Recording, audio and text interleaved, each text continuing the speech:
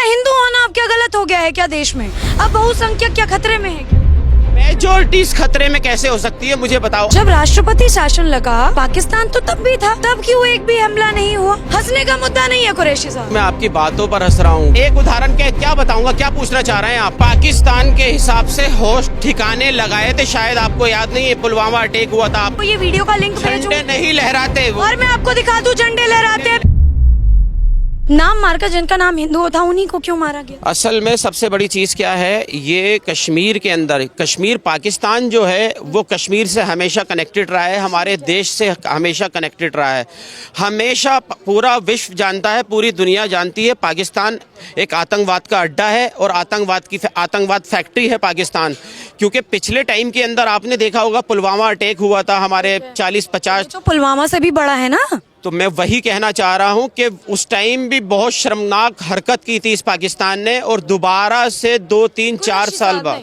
हर बार नहीं, आप लोग पाकिस्तान पर नाम डाल के पल्ला नहीं झाड़ सकते। मुझे बताइए ना कि क्यों हर बार बेचारे जिनकी गलती नहीं होती, निर्दोषों को क्यों नाम पूछकर, कभी किसी और गुस्से की वजह से, कभी कन्हैया लाल, क्यों मतलब उन्हीं का गला रेत रहे हैं? क्यों? क्या हिंदू होना अब क्या गलत हो गया है क्या देश में? अब बहुसंख्यक क्या खतरे में है क्या? बहुसंख्यक खतरे में कैसे होता है? मेजोरिटी खतरे में कैसे हो सकती है? माइनॉरिटीज कैसे नहीं है? मेजोरिटीज खतरे में कैसे हो सकती है, मुझे बताओ। 80-90 करोड़ उदाहरण नहीं देख रहे हैं। 80-90 करोड़ के करीब यहाँ जो है, क्या नाम है इसका, मेजोरिटी के अंदर मेरे हिंदू भाई हैं, मेजोरिटी के अंदर। खतरा कि ना हिंदू को खतरा है, ना मुसलमान को खतरा है, किसी भी धर्म को खतरा नहीं है इस भारत देश के अंदर। खतरा उन पाकिस्तानी आतंकवादियों से है जो हमेशा से बना रहता है। ये जो कांग्रेस निकम्मी सरकार है, ये हम 1947 के अंदर ना भारत देश का विभाजन कराती। इन सत्ताधारियों ने, इन दलालों ने, भारत देश के इन कांग्रेसी दलालों ने भारत देश के टुकड़े कराकर एक पाकिस्तान बनवा दिया था। ये अपनी सत्ता पाने के लालच में इन कांग्रेसी दलालों ने। और ये दलाल अगर उस टाइम के अंदर देश का विभाजन नहीं होता और देश के टुकड़े नहीं होते, आज पाकिस्तान ही नहीं होता। आज पाकिस्तान ही नहीं होता। पाकिस्तान को आतंकवाद का अड्डा बनाने वाले, पाकिस्तान को आतंकवाद की फैक्ट्री बनाने वाले कांग्रेस का काम है ये। सवाल का जवाब दीजिए। जब राष्ट्रपति शासन लगा जम्मू कश्मीर में, पाकिस्तान तो तब भी था, तब क्यों एक भी हमला नहीं हुआ? तब भी तो पाकिस्तान हमले करा सकता था। असल में आज हमारा देश जो है ना, देश के प्राइम मिनिस्टर श्री नरेंद्र मोदी जी ने इस 11 साल के अंदर इस भारत देश की दशा और दिशा दोनों बदल कर रख दी है। आज पूरा विश्व हमारे देश, भारत देश का इसका बखान नहीं, मुझे बखान सुनना ही नहीं है कुरैशी, मुझे बखान नहीं सुनना है। वहीं आ रहा हूँ जहाँ आप पूछना चाह रहे हैं, मैं वहीं आऊँगा। आपने देखो मेरे को फिर स्किप करा। मुझे बखान नहीं सुनना कि मोदी क्या कर रहे हैं क्या नहीं कर रहे हैं। मुझे ये जानना है कि क्यों निर्मम हत्या हो रही है, क्यों किसी मुसलमान का नाम सुनकर उसे नहीं गोली मारी गई, क्यों केवल हिंदुओं का नाम सुनकर उसे गोली मारी गई, और वो भी टूरिस्ट थे। हंसने का मुद्दा नहीं है कुरैशी साहब। नहीं, मैं हंस नहीं रहा हूँ, मैं आपकी बातों पर हंस रहा हूँ कि आप गलत क्वेश्चन कर रहे हैं। मैं फिर कह रहा हूँ, आतंकवाद का कोई मजहब, कोई धर्म, कोई ईमान नहीं होता। मुझे एक उदाहरण, ठीक है, ईमान नहीं होता, धर्म नहीं होता, मुझे एक उदाहरण बताइए या एक घटना बताइए जहाँ पर किसी हिंदू ने किसी मुस्लिम का गला रेत दिया या उसे मार दिया क्योंकि वो हिंदू मुसलमान था। कोई भी एक घटना बताइए। यार आप अपने चैनल के माध्यम से, मैं यार सॉरी, आप अपने चैनल के माध्यम से मैडम इस तासुब का जहर घोलने की, कैसे मैं जहर घोल, तासुब का जहर, मैं उदाहरण, आप तासुब का जहर घोल, मैं उदाहरण, हिंदू मुस्लिम के अंदर तासुब का जहर घोल रहे हो। तो आप मुझे एक उदाहरण तो बताइए। मैं कह रहा हूँ ना, आतंकवाद का कोई मजहब, कोई धर्म, कोई। अरे तो मुझे एक उदाहरण बताइए। एक उदाहरण क्या बताऊंगा, क्या पूछना चाह रहे हैं आप? कि ऐसी कोई घटना बताइए जहाँ पर हिंदू समाज के लोगों ने किसी मुस्लिम समाज के लोग को मार दिया हो क्योंकि वो मुसलमान है। मैं आपको 2 अभी हाल फिलहाल के किस्से 3 बता देती हूँ। कन्हैया कुमार को मारा गया, नुपुर शर्मा को बर्खास्त कर दिया गया, जम्मू कश्मीर की पालगांव की घटना ले लीजिए, बंगाल की घटना ले लीजिए। मैंने आपको 4 किस्से बताए, आप मुझे एक किस्सा बताइए। मेरे पास हजारों किस्से किस्सा हैं। बताइए। मॉब लिंचिंग के नाम के ऊपर क्या मुसलमानों को नहीं मारा गया क्या? किस्सा बताइए। मुसलमानों को नहीं मारा गया क्या? राजस्थान के अंदर, हरियाणा के अंदर जो क्या नाम है उनका, 2 बच्चों को, मुस्लिम बच्चों को मारा गया था, क्या नाम है, गाय के नाम के ऊपर। तो क्या नाम है इसका कि गाय के नाम के ऊपर? गाय के मॉब लिंचिंग के अंदर मुसलमानों को नहीं मारा गया क्या? कहाँ पर, मुझे कुछ बताइए तो। ये 4 घटना तो घटित है, सबने सुनी है। इस घटना मुझे बताइए ना कि कहीं पर लिखी हो। आप जैसे रिपीट कर रहे हैं कि आतंक का कोई धर्म नहीं होता, तो अक्सर यही क्यों सुनने को मिलता है कि हमेशा आतंक करने वाला एक ही समुदाय का और भुगतने वाला एक ही समुदाय का? ना। अगर मैं गलत बोल रही हूँ तो मेरे मुंह पे फेंकिए ना प्रूफ, फैक्ट फेंकिए ना। असल में मैं फिर कह रहा हूँ आपको, ये 11 साल, मैं सुनिए, मैं वहीं आऊँगा जहाँ आप मेरे को हाँ, ठीक लेकर है, आना मैं सुन चाहते रही हूँ, हैं। बताइए वहीं पे। इस 11 साल के अंदर देश के प्राइम मिनिस्टर श्री नरेंद्र मोदी जी ने देश की दशा और दिशा दोनों बदल कर रख दिए। तो बंगाल में क्यों नहीं? आज भारत देश तेज गति से तरक्की की ओर दौड़ रहा है, और ये पाकिस्तान नहीं चाहता, अन्य विपक्षी देश के अंदर जितने भी अन्य विपक्षी दल हैं नहीं चाहते कि हमारा देश तरक्की करे, हमारा देश तेज गति से दौड़े। आज पूरा विश्व हमारे देश को सम्मान करता है, नरेंद्र मोदी जी को सम्मान करता है, भारतीय जनता पार्टी को सम्मान करता है आज पूरा विश्व।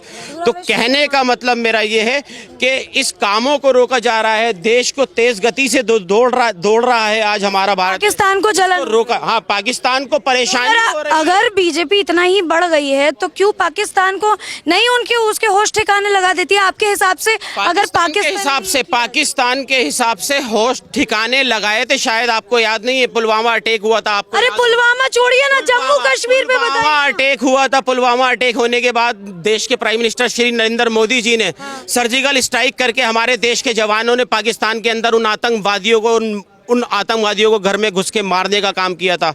मैं फिर एक बार आपको कैसे पता कि ये पाकिस्तान ने किया है?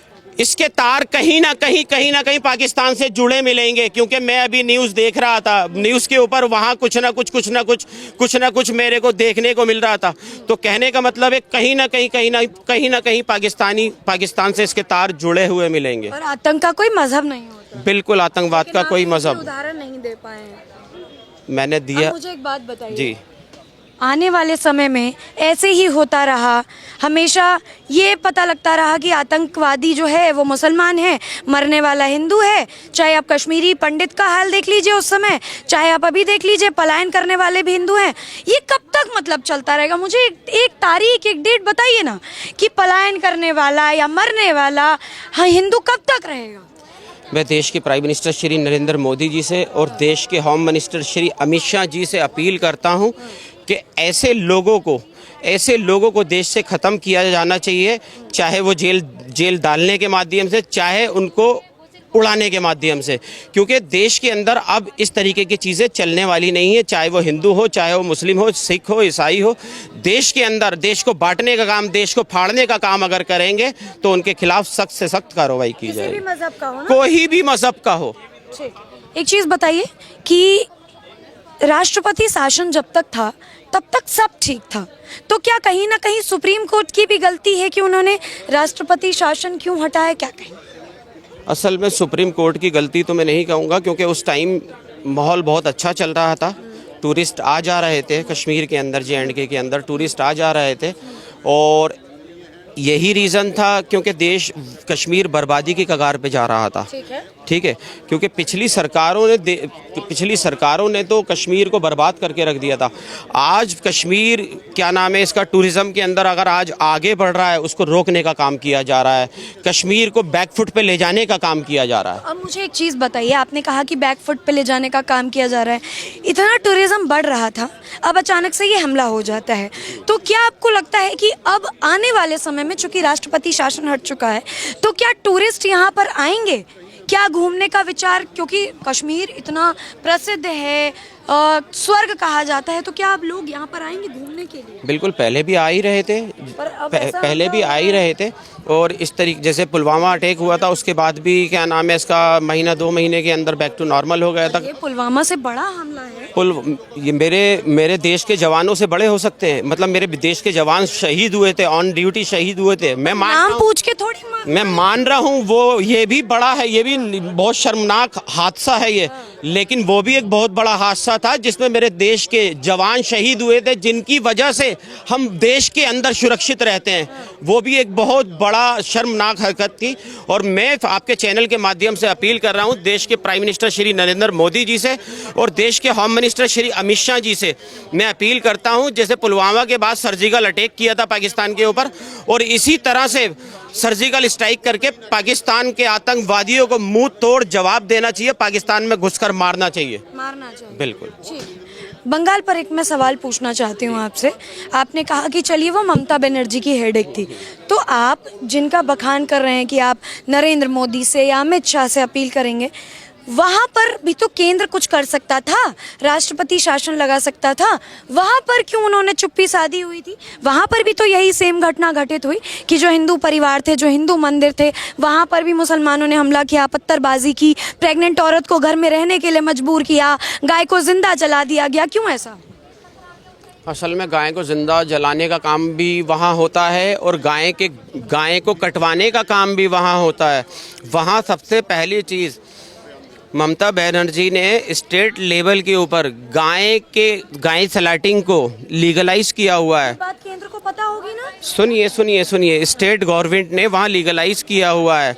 तो वहाँ एक समुदाय को खुश करने के लिए दूसरे समुदाय को बर्बाद करने का काम कर रही हैं। वेस्ट बंगाल हमेशा से ममता बनर्जी ने जलाने का काम किया है। वहाँ छोटे छोटे बच्चों के हाथ के अंदर, जिन बच्चों के हाथों के अंदर कलम किताब होना चाहिए, उन बच्चों के हाथों में उसने, ममता बनर्जी की सरकार ने और ममता बनर्जी ने उन बच्चों के हाथ में पत्थर दिए हुए हैं, उन बच्चों के हाथ में बम दिए हुए हैं मारने के लिए। कौन से बच्चे हैं? ये मुस्लिम बच्चों की बात कर रहा हूँ मैं आपसे, मुस्लिम बच्चों का और मुस्लिम्स की मतलब आने वाली जनरेशंस को खराब करने का काम किया है। तो केंद्र अगर इतना ही भला चाह रही है मुसलमानों का, तो क्यों वहाँ राष्ट्रपति शासन नहीं लगा देती या कुछ निवारण क्यों नहीं कर रही है? असल में राष्ट्रपति शासन लगा सकती है सेंट्रल गवर्नमेंट, लेकिन उसका एक रीजन है। वहाँ फिर दोबारा से आगजनी शुरू हो जाएगी उस वेस्ट बंगाल के अंदर। फिर क्योंकि वो ममता बनर्जी को जानते नहीं हो, वो आतंकवाद, मैं कह रहा हूँ पाकिस्तान के बाद अगर कोई आतंकवाद का अड्डा है तो वो वेस्ट बंगाल बना रखा है ममता बनर्जी ने। वेस्ट बंगाल आतंकवाद का अड्डा बना रखा है। वो वेस्ट बंगाल से मतलब वेस्ट बंगाल के अंदर आतंकवाद के अड्डा बना रखा है। बॉर्डर से लोग, बांग्लादेश से लोगों को बुलाती हैं यार, लोगों को हजारों लाखों लोगों को बुलाकर वोट बैंक बना रखा है उनका। अच्छा, एक चीज और बताइए, जब फिलिस्तीन में कुछ होता है तो यहाँ पर जगह जगह जो है झंडे लगाए जाते हैं, जगह जगह नारेबाजी होती है, ओवैसी नारेबाजी करते हैं। झंडे कहाँ लगे हैं? हैदराबाद में कितने फिलिस्तीन के झंडे थे? तो कितनी यात्राओं में, बंगाल में कितनी यात्राओं में फिलिस्तीन के झंडे थे?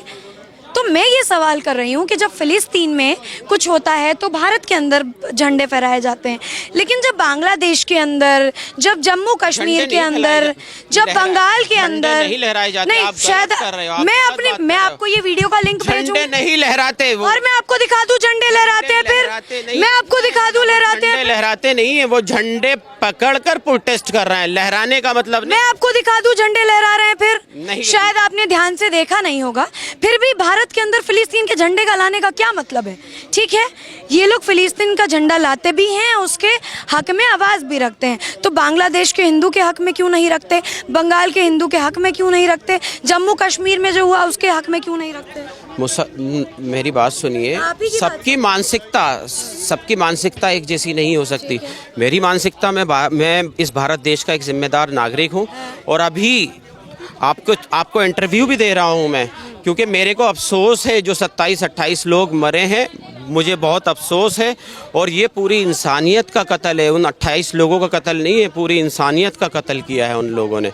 तो मैं उन मुस्लिम्स को, जो मुस्लिम्स, अगर वो आपने कहा कि दूसरी कंट्रीज़ के झंडे को लहराते हैं, तो मैं उन मुस्लिम्स से अपील करता हूँ कि देश के अंदर अगर कोई मुस्लिम अगर गैर मुस्लिम परिवार के साथ अगर कोई मिसहैपनिंग हो रही है और वो हमारा समाज कर रहा है तो उसके खिलाफ भी विरोध होना चाहिए, उसके खिलाफ भी आवाज़ उठाना चाहिए। कुरैशी जी, सीलमपुर के लेके आपने आवाज़ उठाई थी। सीलमपुर में हिंदू जो है पोस्टर लेकर बैठ गए थे 2-3 दिन पहले। वहाँ पर एक मुस्लिम लड़का था साहिल, उसने कुणाल नाम के लड़के की, 17 साल का वो लड़का था, उसकी हत्या कर दी। वहाँ की लड़कियाँ कह रही थी कि हमें जो है छेड़ते हैं। पहले मुझे बताइए, आप मुस्कुरा क्यों रहे हैं? मैं मुस्कुरा यूँ रहा हूँ कि सेकंड पर आप मुस्लिम्स ये हो रहा है ना, तो इसलिए मैं पूछ रही हूँ। आप भी तो इसी विरोध प्रदर्शन में आए हैं ना, तो क्यों मतलब ऐसा हो रहा है कि सीलमपुर में हिंदू जो है हाथ में बोर्ड लेकर इधर उधर घूम रहे हैं कि हिंदुओं को पलायन करना पड़ेगा, योगी जी हमें बचाइए? योगी जी नहीं बचाएंगे। दिल्ली के अंदर भारतीय जनता पार्टी का कार्यकर्ता बचाने का काम कर रहे हैं। दिल्ली मर गया, दिल्ली सरकार बचाने का काम कर रही है। अब कोई आएगा एकदम किसी के गोली मार के चला जाएगा, गोली नहीं मारा ना, चाकू मार के चला जाएगा, किसी को क्या पता। लड़कियों को छेड़ते हैं वहाँ पर, ऐसा कुछ भी नहीं है। लड़कियों को छेड़ने का बात कर रहे हैं तो मतलब वो 21 साल की बच्ची लड़कियों को छेड़ने का काम देखो, वो कहीं भी हो सकता है, वो कोई भी कर सकता है। और ऐसे जलील और ख्वार लोग कहीं भी हो सकते हैं, कहीं भी हो सकते हैं ऐसे जलील लोग। जैसे श्रद्धा के टुकड़े किए गए वैसे तो किसी हिंदू ने नहीं किए ना कुरैशी साहब। आपके पास कोई उदाहरण है तो आप फेंकिए ना कैमरे पर। मैं फिर कह रहा हूँ आपसे कि इस तरीके के कत्ल करने वाले, इस तरीके की हरकत करने वाले, मैं कह रहा हूँ उनका कोई ईमान और धर्म और कोई मजहब नहीं होता। ठीक है, तो कुरैशी साहब से मैं अभी बात कर रही थी, ये दिल्ली के ही थे। लगातार इन्होंने एक बात कही कि मोदी और अमित शाह से ये जो है दरख्वास्त कर रहे हैं, लेकिन साथ ही इन्होंने ये बात भी कही, उस पर अडिग रहे कि आतंक का कोई धर्म नहीं होता, जो बात मैं थोड़ा सा समझने में असमक्ष हूँ। और भी लोग हैं यहाँ पर, उनसे मैं बात करूंगी कि आखिर इसके पीछे क्या कारण है कि पहले नाम पूछा जाता है ना जाति पूछी जाती है। बस अगर नाम आपका हिंदू है, आप हिंदू धर्म से हैं, तो आपको मार दिया जाता है। इस सवाल का जवाब मैं लेने की ज़्यादा से ज़्यादा कोशिश करूंगी। बहुत बहुत धन्यवाद।